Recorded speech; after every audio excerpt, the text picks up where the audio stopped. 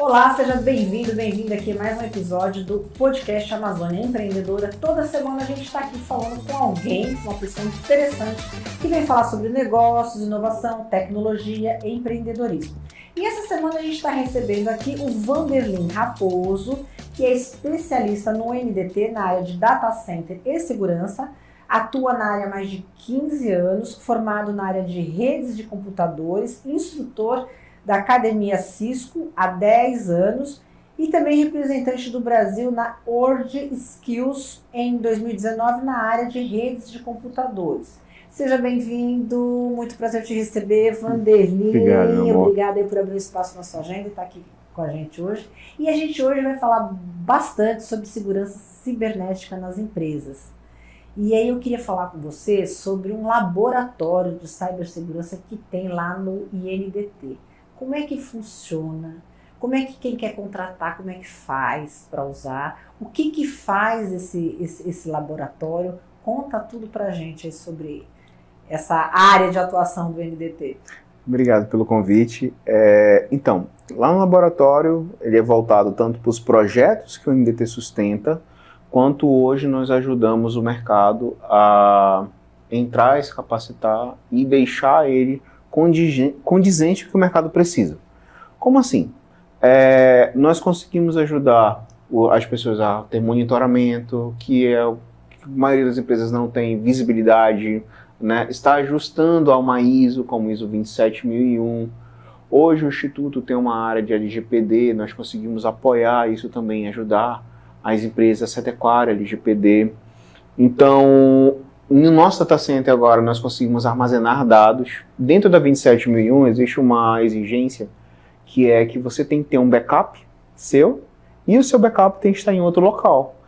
E aí, moramos em Manaus. Temos o problema de internet, temos alguns outros problemas e com isso temos a condição de estar armazenando uma cópia no backup lá no Instituto. Estamos cuidando disso, né, para você. Então, está dentro da cidade, está aqui, não passa por esse problema de internet e a gente consegue ajudar. Então o laboratório hoje vem também ajudando a indústria local, todos nós aqui, para se adequar, fazendo teste de vulnerabilidade, adequação de firewall, licença de backup, ajudando a equipe interna. Temos a nossa área de treinamento, né? O EDT está crescendo cada vez mais com a parte de treinamento, treinando e capacitando. Hoje, né, vamos ter o encerramento do curso de cibersegurança que aconteceu no NDT. Então, cada vez mais a gente está focado nisso e ajudando as indústrias a se adequarem. E ataque hackers? Esses benditos desses ataques? Porque é muito violento, né, Vanderlin? Assim, uma empresa, eu estava uma vez conversando com uma pessoa e a gente estava falando que às vezes a gente não dá tanta importância a isso e às vezes a própria empresa também não investe muito nisso, né?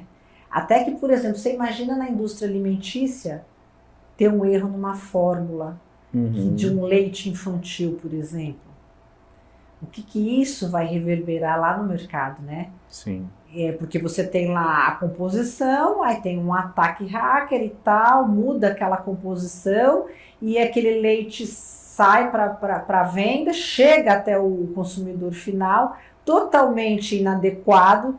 E o que isso vai representar para a saúde da criança que vai consumir aquele leite? É claro que a gente está fazendo aqui um exemplo, mas que a gente consegue ter uma noção um pouco mais real e da nossa vida cotidiana de como que isso é importante para uma indústria. Sim.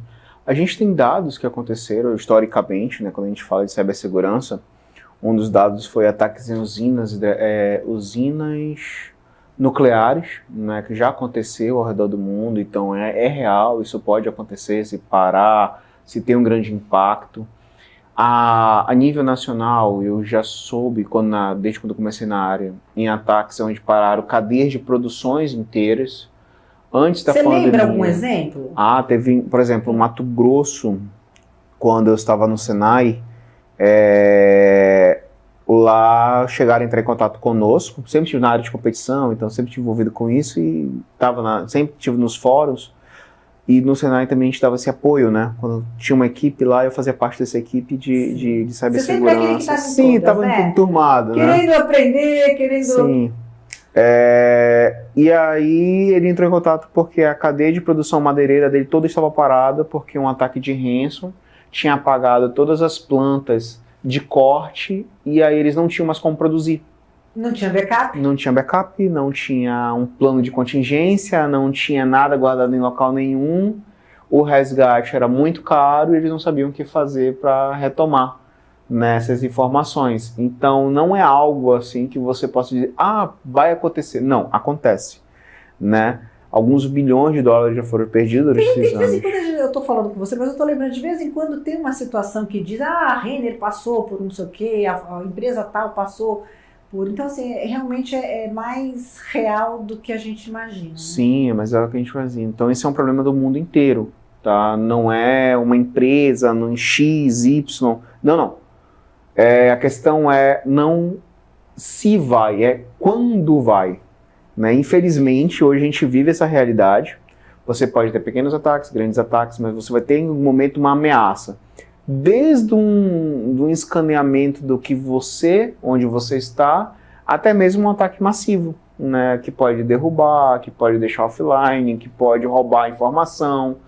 Ele pode acontecer, a gente teve agora no Banco Central, né? Que não foi diretamente o Banco Central, mas foi as empresas ao redor do Banco Central. Então, hoje essa cadeia produtiva, ela está cada vez sendo mais olhada, né? É um ponto de atenção que se tem. Não mais só a minha empresa está protegida, e sim, e os meus fornecedores estão protegidos? Porque muitas vezes o ataque pode vir não pela minha empresa, mas sim pelo fornecedor da minha empresa, que tem às vezes algum acesso, tem algo que na minha cadeia de produção necessita que ele tenha acesso, e essa pessoa, por não ter as proteções necessárias, pode vir um ataque por lá. Então, a fragilidade pode vir de qualquer lugar. E aí, como é que faz? Tem um tratamento com a lista dos fornecedores, com o entorno ali dele? As empresas, hoje, as grandes empresas, as grandes cadeias aqui, eles têm uma lista, né? E aí, eles pedem para que eles fiquem adequados, né? Com o mínimo solicitado para evitar esses problemas, né? Então tem a gente a parte de educação, treinamento contínuo, treinamento contínuo com toda a equipe. O NDT hoje nós podemos ser convidados e a gente dá essa palestra lá dentro. Então a gente recebe, entra em contato conosco, a gente vai, marca um dia, vê no calendário, a gente pode dar uma orientação, né, para a equipe, para os funcionários, né? Hoje é muito comum nas empresas o ataque de phishing. O que é o ataque de phishing?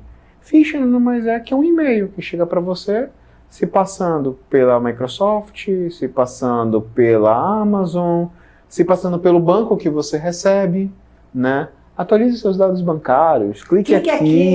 Esse clique aqui. É ótimo. Chegou aqui, eu vi um ótimo essa semana. Estamos da empresa XPTO, e estamos entrando com uma ação, um texto muito bem feito, né, com o seu time comercial, por falta de entrega, aqui está o PDF da ação, clique aqui. Aí quando você clica no PDF, claro, a gente fez no ambiente controlado, te gira para um outro link, não, esse nível você tem que baixar isso aqui, aí começa toda a cadeia. Baixa um arquivo, está no arquivo, e a partir desse momento você... Quando você instala esse arquivo, quais são as consequências? Né? Geralmente, quando você instala o arquivo e dá permissão para o arquivo entrar no seu computador, vai executar um script ou um programa, vai ficar instalado na sua máquina, e a partir desse momento é instalado algum agente, é instalado uma vulnerabilidade, é feita uma porta de entrada para o mundo externo para poder o atacante chegar e entrar onde ele quer. É muito difícil hoje, devido à facilidade. Claro, algumas empresas não têm, né? E quando eu falo algumas, são muitas. Não tem um firewall bem configurado, não tem uma rede visitante para que alguém esteja lá, né? E evite esse acesso indesejado aos seus arquivos, aos seus produtos internamente da empresa. Mas tem um firewall. A empresa que tem já é um passo de segurança. Então dificulta esse acesso de fora para dentro. Então, a maioria das empresas estão hoje protegidas de fora para dentro. O grande problema é de dentro da empresa, que é onde há a maior vulnerabilidade, que é a cultura do usuário, impedir que o usuário não faça esse tipo de ação, Né? Quando eu falo usuário, eu falo funcionário. Tá? É o termo técnico, sim, desculpa. Exatamente, é o que eu estava pensando exatamente. É o carinha que trabalha lá, que sentou sentou ali na hora do almoço, sim. Aí tá ali no computador e vai fazer exatamente essa ação que você falou. Recebeu um e-mail, vai lá, entra, e isso abre uma vulnerabilidade para a empresa. Para a empresa inteira. Então aquela máquina aí passa a ser uma porta de entrada para que um ataque seja bem sucedido. E aí a gente vai para a segunda questão. É aí que entra a importância do treinamento do funcionário que você estava falando aqui. Capacitação e consciência. Porque uma vez que o funcionário não tem uma noção do que aquilo aconteça, ele vai fazer. Ele não sabe quais são as consequências. Exato. Então, a partir do momento que você tem um conhecimento, sabe da consequência e sabe que aquilo ali vai ser um problema tanto para ele, porque é ele que, né, no final das contas, a permissão era dele, o acesso era dele, e partir do ponto era dele, né? E qual é a consequência disso na cadeia produtiva, né? Devido a isso eu posso parar a minha empresa, eu posso fazer, a consequência ali, e ele evita de fazer. A gente lá no Instituto, nós sempre orientamos, se está com alguma dúvida do e-mail, manda para nossa equipe vai analisar o conteúdo do e-mail e a gente diz, olha, pode ou não pode. Nós temos um SLA, né? E o nosso SLA é bem curto, porque como é e-mail, não pode ficar parado, então quando chega na nossa análise, em termo de 2 horas, 1 hora no máximo, porque não são muitos e-mails também, né? São alguns e-mails que são assim. E são setores chaves que geralmente fazem isso. E a gente tem uma janela de tempo que dá a resposta e a gente dá a validação. Pode ou não pode. E quando não pode, não é só não abre.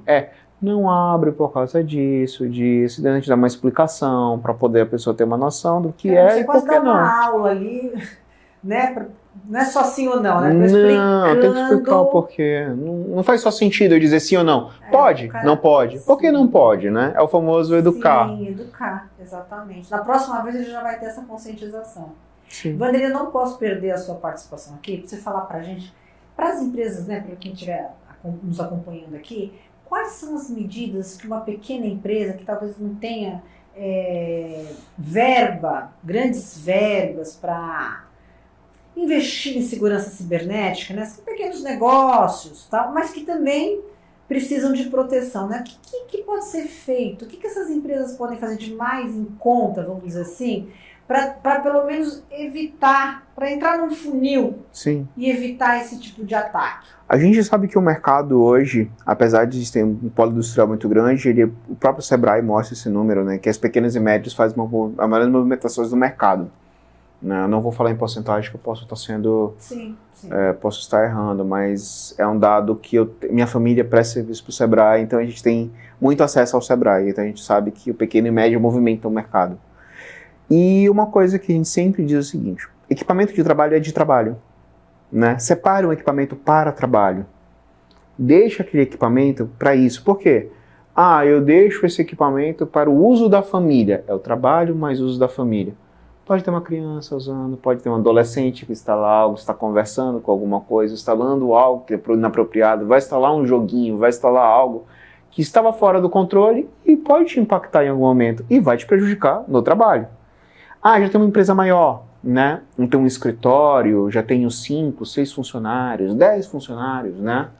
Legal.